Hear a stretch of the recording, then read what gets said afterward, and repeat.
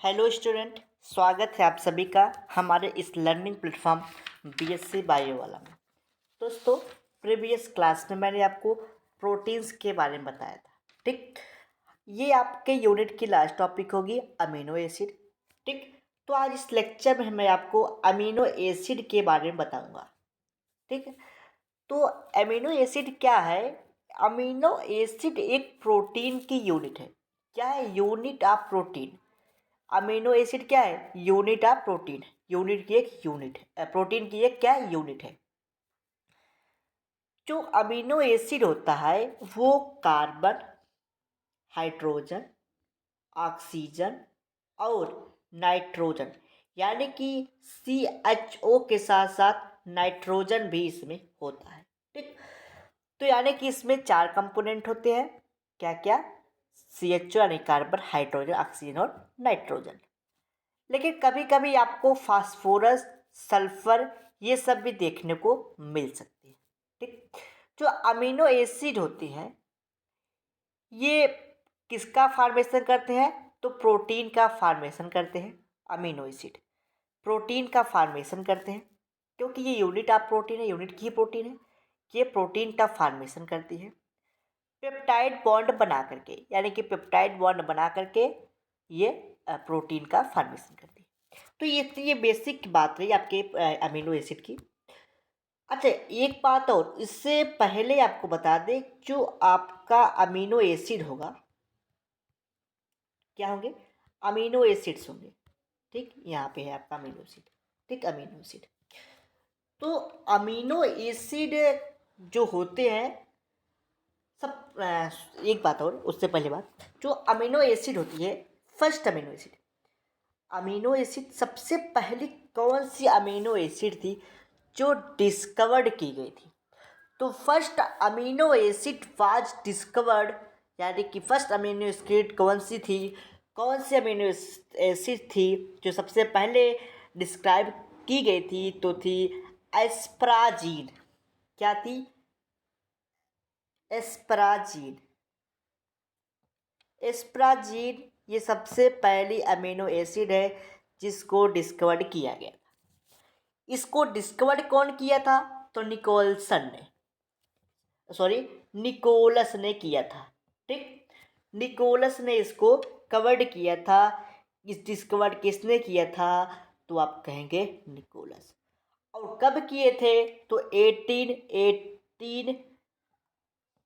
1806 में 1806 में इसको डिस्कवर्ड किए थे। कब किससे ये डिस्कवर किए थे? तो एस्पराजीन्स है, जो एंजियोस्पर्मिक प्लांट है एस्पराजीन, उससे ये डिस्कवर किया था। किससे किया गया था? एस्पराजीन से। ये बातें आप लोग नोट कर लीजिएगा कि first amino acid was discovered by Nicolson.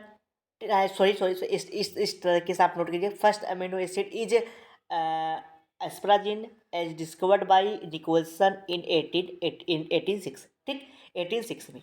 ठीक, किसने किया था? निकोलसन ने किया था एस्पराजिन के द्वारा 1806 में। ये बातें आपकी हो गई। उसके बाद सेकेंड अमीनो एसिड कौन सी थी? फर्स्ट हो गई। सेकेंड अमीनो एसिड कौन थी? तो साइट्रिन थी। साइट्रिन साइट्रिन थी। ठीक, यहाँ पे CIN है, साइट्रिन थी, जो सल्फर कंटेनिंग अमीनो एसिड है। ठीक, जो कैसे है? सल्फर कंटेनिंग अमीनो एसिड है, जो यूनरी स्टोन से डिस्कवर किया गया था। किससे? यूनरी स्टोन से। ठीक, यूनरी स्टोन से इसको डिस्कवर्ड किया गया था। और लास्ट अमीनो एसिड कौन सी थी? तो लास्ट अमीनो एसिड आपकी थ्रियोनिन। थ्रियोनिन ये सबसे लास्ट अमीनो एसिड है, थ्रियोनिन। ठीक, जो हाइड्रोक्सिल ग्रुप यानी कि OH कंटेनिंग ग्रुप है, अमीनो एसिड है, OH कंटेनिंग अमीनो एसिड है। ठीक, तो ये थोड़ी सी बेसिक चीज़ है अमीनो एसिड की। तो मान लीजिए अगर अमीनो एसिड है तो किसको हम कहेंगे अमीनो एसिड? मान लीजिए आपने कह दिया कि इतने कंपाउंड हो, CHON हो, ठीक, कार्बन, हाइड्रोजन, ऑक्सीजन और नाइट्रोजन है। तो कैसे अमीनो एसिड बनाया जाए? तो मान लीजिए जब कभी कार्बन से 4 अलग अलग प्रकार के ग्रुप अटैच्ड हो, ठीक, 4 अलग अलग प्रकार के ग्रुप अटैच्ड हो, उसको हम लोग क्या कहते हैं? अमीनो एसिड कहते हैं। ठीक, अगर इस तरफ हम लोग COOH हाइड्रोक्सिल ग्रुप जोड़ दिया जाए, ठीक, क्या जोड़ दिया जाए? Hydroxyl group. इधर एक हाइड्रोजन जोड़ दिया जाए और इधर एक NH2, और ये एक वेरियस, यानी किसको बोल सकते हैं हम लोग, यहाँ पे कुछ भी हो सकता है, एक R हो जाए। ठीक, R के संदर्भ में आप लोग एथिल, मेथिल कुछ भी ले सकते हैं। तो अगर एक कार्बन से 4 अलग प्रकार के ग्रुप जुड़े हों और उसमें कम से कम एक हाइड्रोक्सिल ग्रुप हो, ठीक, एक बेसिक ग्रुप NH2 हो और ऊपर हाइड्रोजन हो और नीचे कोई वेरियस ग्रुप हो, तो उसको हम लोग अमीनो एसिड बोलते हैं। ठीक, क्या बोलते हैं? अमीनो एसिड बोलते हैं। अब इस H के स्थान पे क्या हो सकता है? इस R के स्थान पे CH3 हो सकता है, CH2 CH3 हो सकता है। ठीक, तो उस R के स्थान पे आपका CH3 या CH2 CH3 या CH2 CH2 CH3 ये सब हो सकते हैं। ठीक, तो यानी कि R जो है आपका वो चेंजेबल, वो चेंज हो सकता है। ठीक, तो ये बात रही थोड़ी सी आपके अमीनो एसिड के बेसिक के बारे में।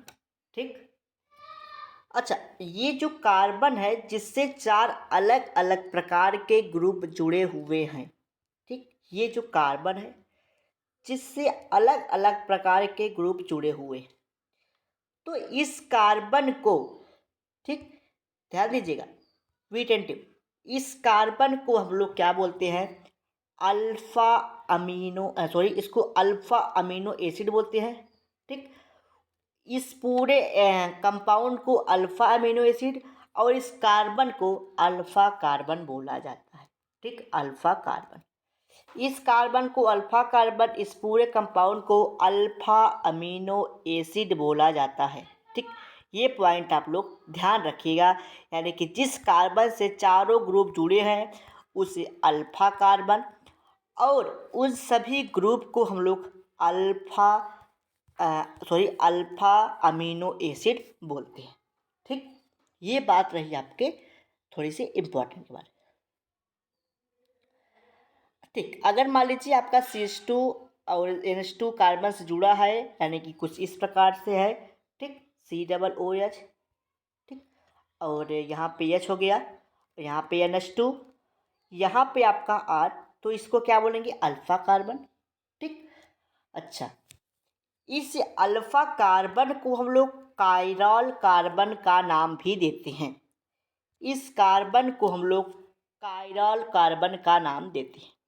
ठीक, या फिर इसको हम लोग एसिमेट्रिक कार्बन भी बोलते हैं। एसिमेट्रिक कार्बन भी बोलते हैं। ठीक, क्या बोलते हैं? Asymmetric carbon. ठीक, एसिमेट्रिक कार्बन भी बोलते हैं उस अल्फा कार्बन को। ये पॉइंट आप लोग याद करिएगा। ये सब बेसिक बातें हैं जो आपको हम बता रहे हैं। ठीक, यानी कि ऐसे कार्बन जिस पे 4 अलग अलग ग्रुप जुड़े हों, उस कार्बन को कायरल कार्बन या फिर अल्फा कार्बन या फिर एसिमेट्रिक कार्बन बोलते हैं। ठीक, आगे समझते हैं। जब कोई कार्बन पे, ठीक, अल्फा मतलब कायरल कार्बन होता है, उसे ऑप्टिकल एक्टिव कार्बन बोलते हैं।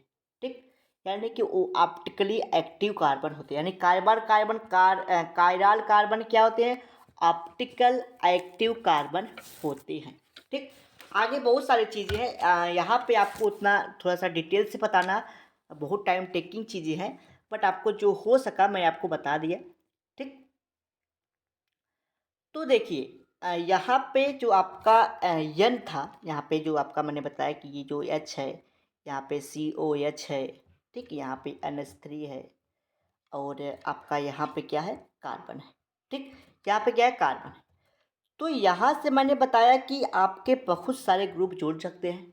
ठीक, अगर यहाँ पे आपका CH3 जुड़ा, अगर यहाँ पे आपका क्या जुड़ा, CH3 जुड़ा, ठीक, या फिर यहाँ पे आपका केवल H ही जोड़ दिया जाए, ठीक, तब इसको हम लोग क्या कहेंगे, तब यहाँ पे इसका नाम हो जाता है ग्लाइसिन। क्या हो जाता है, ग्लाइसिन। तब यहाँ पे हम लोग इसको ग्लाइसिन बोलते हैं, ठीक। फिर एक बार रिवाइंड करते हैं अपने आप को। अगर यहाँ पे H जोड़ दिया जाए तो ग्लाइसिन, अगर यहाँ पे CH3 जोड़ दिया जाए, क्या जोड़ दिया जाए, CH3, यहाँ पे आपका CH3 जोड़ दिया जाए, तब इसको क्या कहेंगे, तब इसको कहेंगे एलामीन। क्या बोलेंगे, एलामीन, ठीक। ये बातें आप लोग समझ लीजिएगा, आप लोग हो सके तो नोट कर लीजिएगा, एलामीन। अगर यहाँ पे हम लोग CH3OH जोड़ दे, क्या जोड़ दे, यहाँ पे अगर हम लोग क्या जोड़ दे, CH2 जोड़ दे और OH जोड़ दे, तब इसको क्या बोलेंगे, तब इसको इसका नाम हो जाएगा सेरीन, ठीक। यानी कि केवल क्या हो रहा है कि सभी चीज़ें तो जुड़ी हुई हैं। एक मिनट, ठीक। क्या जोड़ दिया जाए, उसके नीचे CH2OH, ठीक। यानी कि ये कार्बन, सॉरी, यहाँ पे कार्बन, हाइट, यहाँ पे कार्बन, यहाँ पे COOH, यहाँ पे आपका NH2, यहाँ पे CH2OH, तो यह क्या हो जाएगा, सेरीन, ठीक। अगर अब ये बात हो गई, अगर इसमें सल्फर जोड़ दिया जाए तब क्या होगा, सल्फेरक, अगर सल्फर जोड़ दिए जाए इसमें, ठीक, यानी कि मैंने कहा कि कुछ अमीनो एसिड ऐसे हो सकते हैं जिसमें सल्फर भी जुड़ा हो सकता है CH2OH के अलावा, तो आपको अगर इसमें यहाँ पे कार्बन, यहाँ पे COOH, यहाँ पे आपका हाइड्रोजन, ठीक, यहाँ पे आपका NH2, ठीक, यहाँ पे अगर आपका सल्फर जोड़ दिया जाए, कहने का मतलब CH2SH, ठीक, सल्फर अगर जोड़ दिया जाए, यहाँ पे सल्फर जोड़ दिया जाए, तब इसको क्या करेंगे, तब इसको हम लोग बोल देंगे सिस्टीन। क्या बोलेंगे, सिस्टीन। यानी कि सल्फर कंटेनिंग अमीनो एसिड को सिस्टीन बोलते हैं, ठीक। यहाँ पे बात होगी, अगर यहाँ पे CH2OH जोड़ दिया जाए, यानी कि एक हाइड्रोक्सिल ग्रुप और जोड़ दिया जाए, तब क्या कहेंगे, COOH, तब इसका नाम हो जाएगा एस्परटिक एसिड। क्या हो जाएगा, एस्परटिक एसिड, ठीक, एस्परटिक एसिड बोला जाएगा। अगर यहाँ पे CH2 यानी कि दो कार्बन के बाद एक हाइड्रोक्सिल ग्रुप जोड़ दिया जाए, यानी कि CH2 फिर COOH, तब इसको बोलेंगे हम लोग ग्लूटामिक एसिड। क्या बोलेंगे, ग्लूटामिक एसिड बोला जाता है, ठीक। तब क्या बोला जाता है, ग्लूटामिक एसिड बोला जाता है, ठीक। आगे समझते हैं हम लोग, ठीक। तो इतनी बातें मैंने आपको बताई, तो उसको क्या बोलते हैं, ग्लूटामिक एसिड। ये थोड़ी नॉलेज की बातें थी जो आपके एग्ज़ाम के पॉइंट ऑफ व्यू से भी इम्पॉर्टेंट है, अदर भी जो है कि आपके एग्ज़ाम के पॉइंट ऑफ व्यू से इम्पॉर्टेंट है। फिर भी मैंने आपको यहाँ पे एक थोड़ी बेसिक नॉलेज बता दी कि अगर यहाँ पे CH2 जोड़ा गया तो क्या बोलेंगे, CH2OH जोड़ा गया तो क्या बोलेंगे, CH2OH हाइड्रोक्सिल ग्रुप जोड़ा गया तो क्या बोलेंगे। तो मैंने जो हो सका संभव, जो आपको हो सका मैंने वहाँ पे बताया, ठीक। वैसे तो बहुत सारी चीज़ें होती है जो आपको बताना है, तो अभी काफ़ी लंबा टाइम होगा, लेकिन आपको सेमेस्टर का एग्ज़ाम देना है तो इतना डीपली बताने पे आप लोग थोड़ा सा घबरा जाएंगे। फिर भी मैंने जो हो सका बताया, अभी तो बहुत सारी चीज़ें हैं, ठीक। तो मैं कहाँ पहुँचा था, तो मैंने बताया कि कुछ क्या होती है, सल्फर कंटेनिंग भी होती है अमीनो एसिड, ठीक। Amino acid are responsible for formation of protein, जो कि प्रोटीन का फॉर्मेशन करता है, किससे करता है, पेप्टाइड बॉन्ड के द्वारा करता है। ये सब बातें मैंने आपको बता दी थी। अब जो आपका अमीनो एसिड होता है वो 20 टाइप के होते हैं, ठीक। वो किस लिए होते हैं, तो वो प्रोटीन का फॉर्मेशन करते हैं। 10 अमीनो एसिड ऐसे होते हैं जो आपकी बॉडी खुद बनाती है, 10 अमीनो एसिड ऐसे होते हैं जो आपको बाहर से टेक करने पड़ते हैं, बाहर से लेने पड़ते हैं, ठीक। यानी कि कुछ अमीनो एसिड क्या होती है, एसेंशियल होती है, कुछ नॉन एसेंशियल होती है। जिसका फॉर्मेशन जिसका फॉर्मेशन आपके बॉडी में हो जाए, ठीक, उसको हम लोग नॉन एसेंशियल अमीनो एसिड बोलते हैं, ठीक, क्योंकि वो आपको बाहर से लेनी नहीं है, तो वो नॉन एसेंशियल। और एसेंशियल किसको बोलेंगे? जिसको आपको रिक्वायरमेंट होगी फ्रॉम आउट, यानी कि बाहर से आप डाइट के रूप में, न्यूट्रिशन भोजन के रूप में जो अमीनो एसिड आप ले लिए, ठीक, तो वो कैसे है? इसेंशियल अमीनो एसिड, जो खुद आपकी बॉडी अमीनो एसिड का फॉर्मेशन करती है, उसको हम लोग नॉन एसेंशियल अमीनो एसिड का नाम देते हैं। ठीक, तो जो एसेंशियल अमीनो एसिड होते हैं वो एडल्ट में, यानी कि जो एडल्ट है, जो 18 वर्ष से ऊपर जिसकी एज होती है, एडल्ट जिसको बोलते हैं, ठीक, उसमें 8 एसेंशियल अमीनो एसिड होती हैं। ठीक, और चाइल्ड में 10 एसेंशियल अमीनो एसिड होते हैं।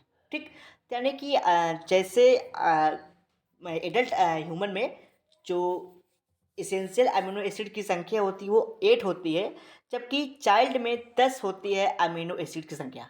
और नॉन एसेंशियल अमीनो एसिड की संख्या भी तो 10 होती ही है। ठीक, तो मेरे कहने का मतलब ये है कि आपके जो अमीनो एसिड होते हैं वो 20 टाइप के होते हैं। 2 टाइप के होते हैं, टोटल 20 हो गए। 20 अमीनो एसिड होते हैं, जिसमें से 20 एसेंशियल होते हैं, 20 नॉन एसेंशियल।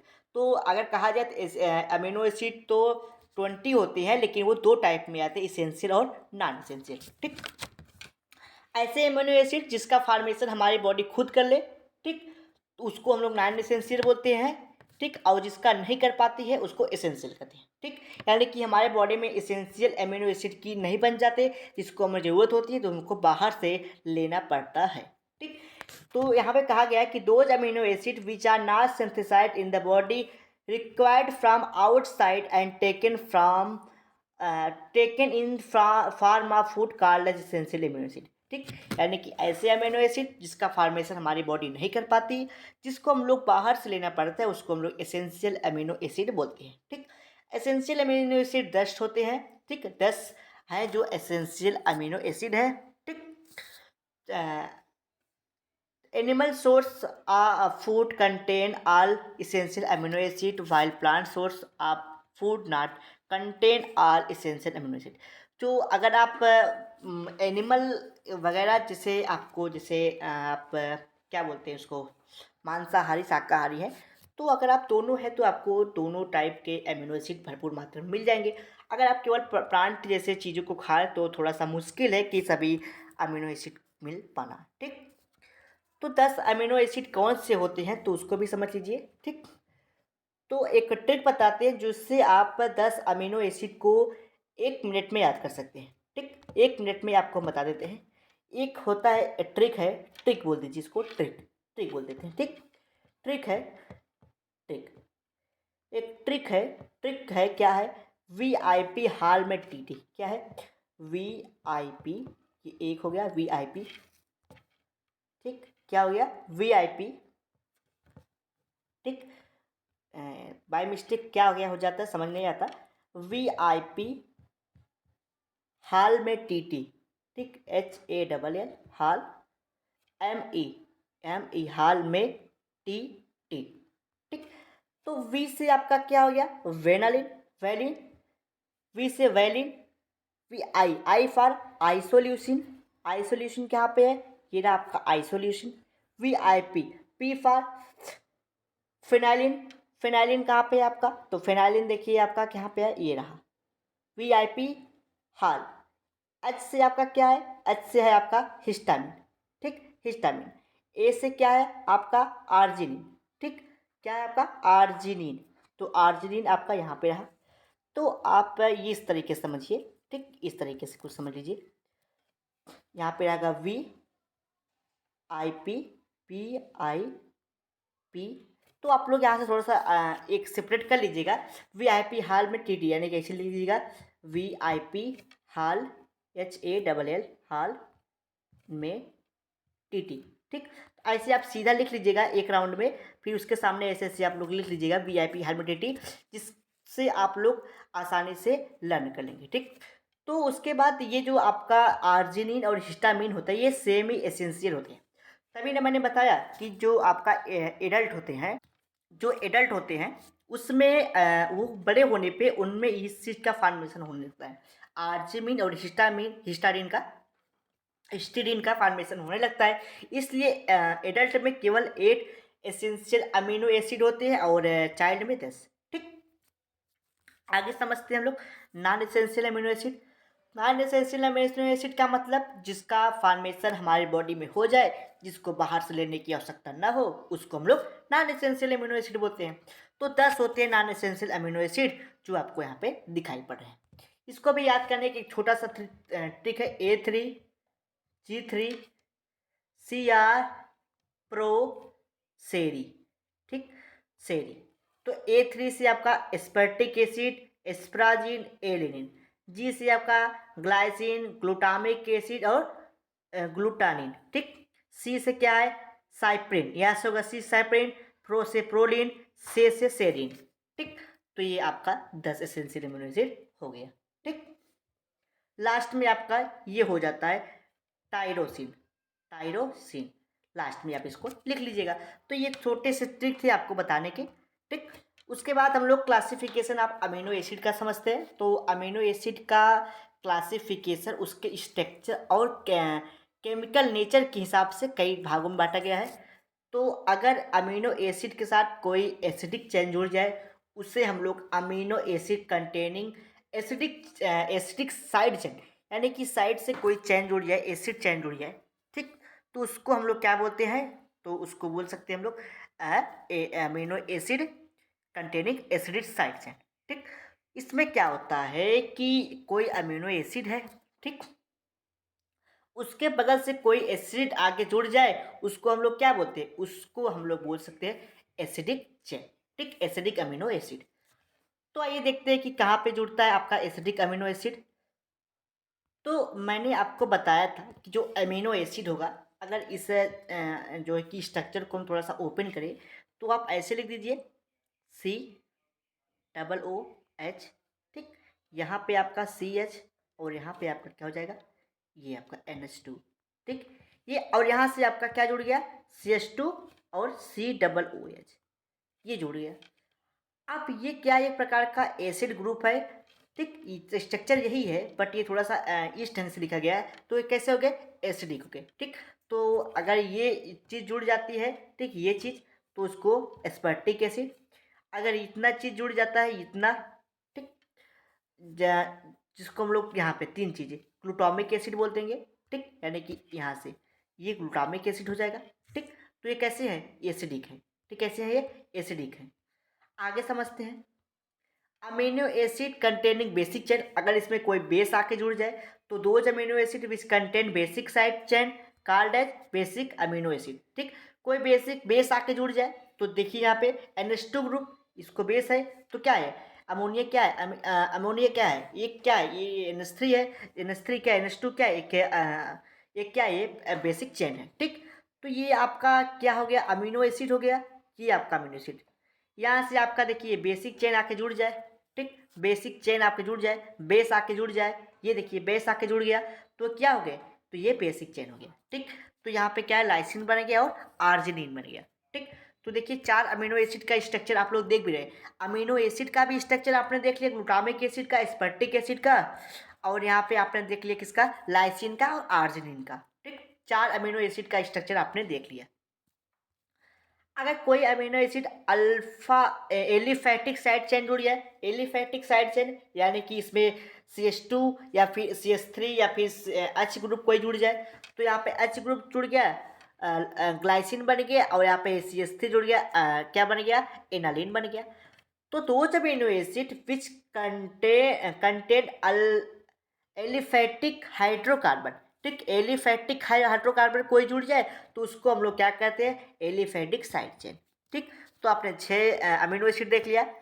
अब इसके बाद इसमें देखिए amino acid containing hydroxyl group as side chain के रूप में हाइड्रोक्सिल ग्रुप जुड़ जाए। ठीक, यानी कि OH जुड़ जाए, OH जुड़ जाए, जिसको हम लोग क्या कहते हैं, हाइड्रोक्सिल ग्रुप।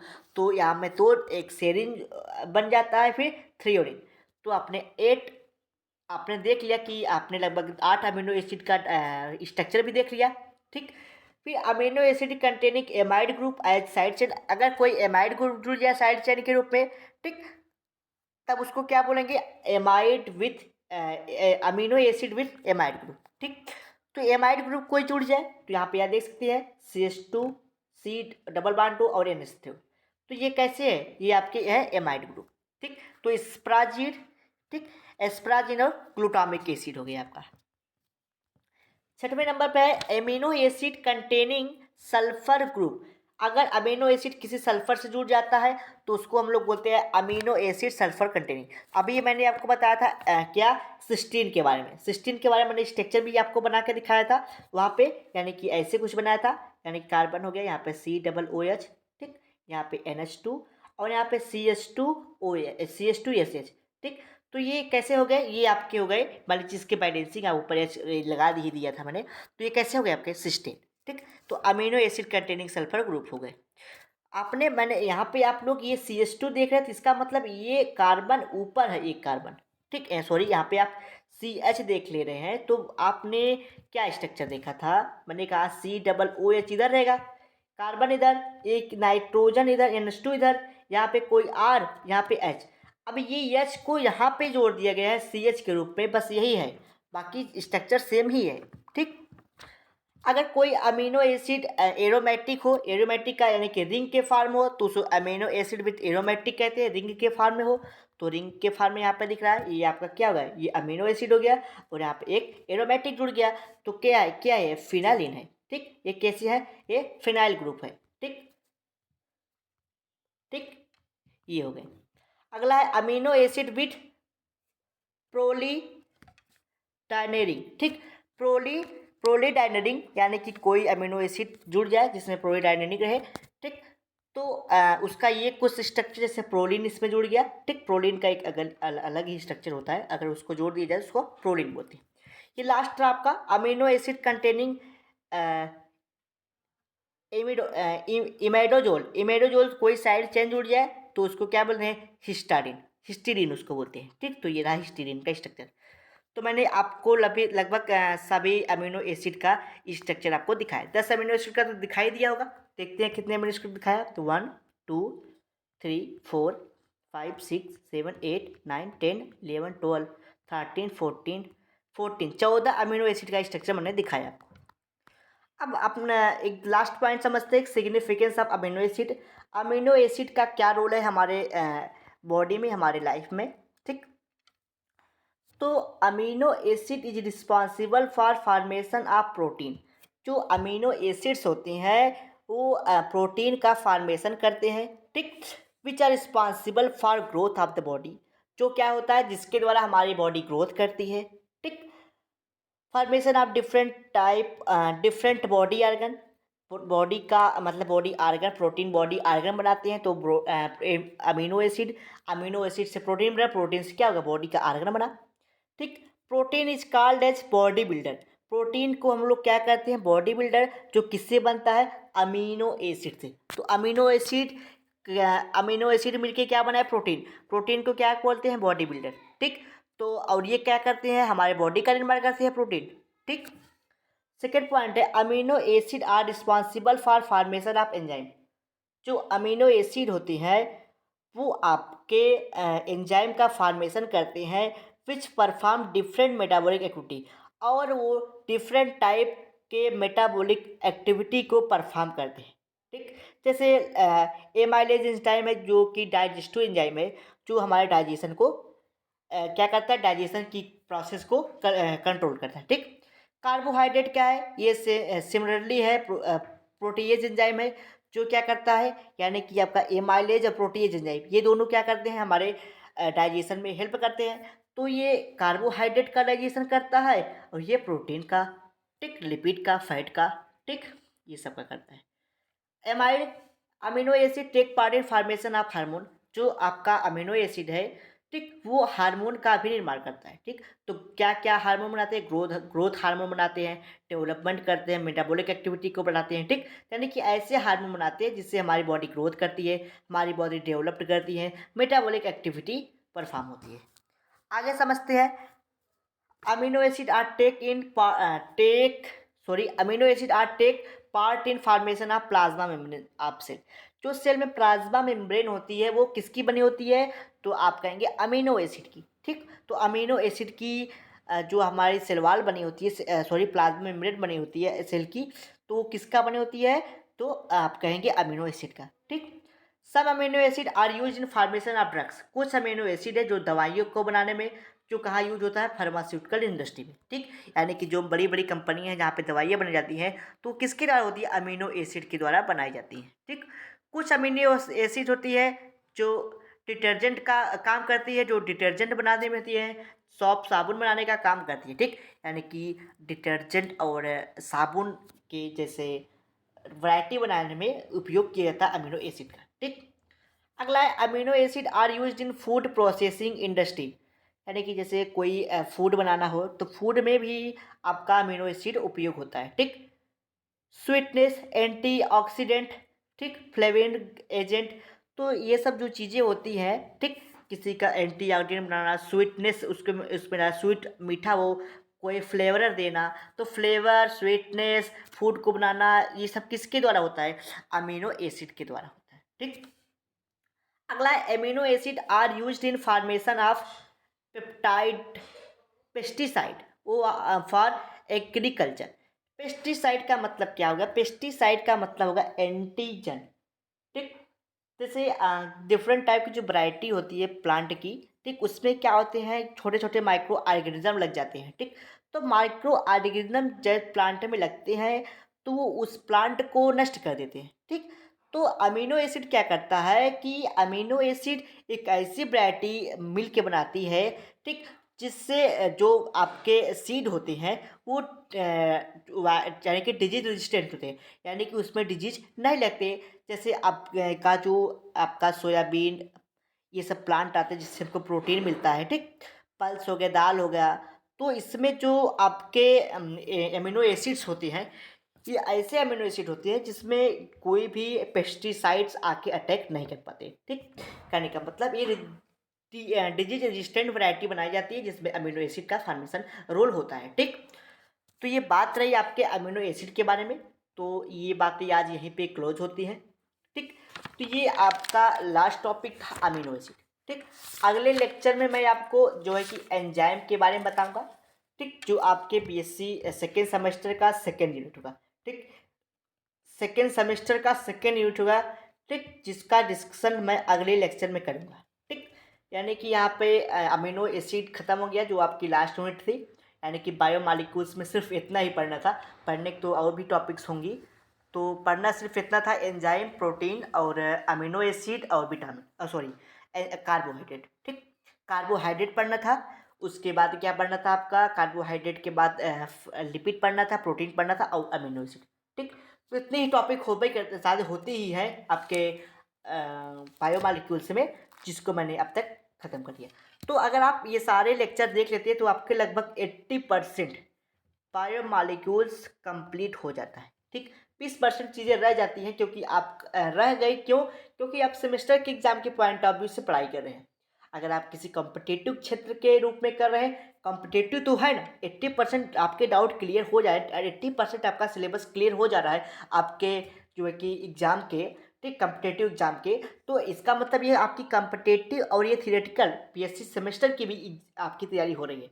ठीक, तो आप बीएससी करके अगर आप बीएड या फिर एमएससी करते हैं, एमएससी में आप टीजीटी, पीजीटी, जीआईसी, एलटी वगैरह का जो फॉर्म आता है, ठीक, उसमें आप अप्लाई ये सब क्वेश्चन आपको वहाँ से देखने को मिल सकता है। ठीक, तो चलिए ठीक है, मिलते हैं अगले लेक्चर में। अगर आपके कोई डाउट, कोई क्वेश्चन रह जाते हैं तो आप हमसे हमारे व्हाट्सएप नंबर 9598308044 पे व्हाट्सएप के थ्रू मैसेज करके आप अपने डाउट क्वेश्चन को पूछ सकते हैं और पीडीएफ को आप पढ़ा सकते हैं। जैसे ही आप हमारे व्हाट्सएप नंबर पे मैसेज करेंगे तो आपको हमारे यूट्यूब चैनल का link, Telegram link, group channel का लिंक मिल जाएगा। आप वहाँ से जुड़ करके अपने क्वेश्चन को पूछ सकते हैं और टेलीग्राम से जुड़ जाइए, आप नोट्स, पीडीएफ, लिंक सब कुछ वहाँ से पा जाएंगे। ठीक है।